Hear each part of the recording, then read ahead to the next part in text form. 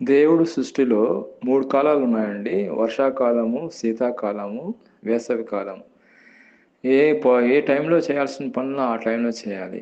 కానీ సోమరితనం గలవాడు ఇక్కడ వాక్యం చూసినట్లయితే సామెతల గ్రంథము 20 అధ్యాయము 4వ వచనంలో విత్తులు వేయు కాలమున సోమరిత దున్నడు, కోతకాలంలో పంట కూర్చి వాడు విచారించడు, వానికేమీ లేకపోవును. చూసినట్లయితే దేవుడు అన్నీ కూడా ఏ టైంలో చేయాలో ఆ టైం కాలాలు ఆయన ఇచ్చాడండి.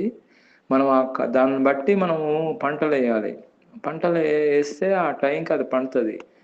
ఏ టైంలో వేయాల్సిన పంట ఆ టైంలో వేయాలి. ఇక్కడ మాకు చూసుకుంటే సోమరితనం పంట వేసే టైంలో నిద్రపోతున్నాడు, పంట కోసే టైంలో లేచి మెలకువగా ఉన్నాడు. కానీ అది దానివల్ల ఉపయోగం లేదండి. సోమరితనం అనేది అది చాలా డేంజర్ అండి. ఒక కరెంటు స్తంభం ముందు పెడతారు, పెద్ద డేంజర్ అండి. అంతకన్నా డేంజర్ అండి.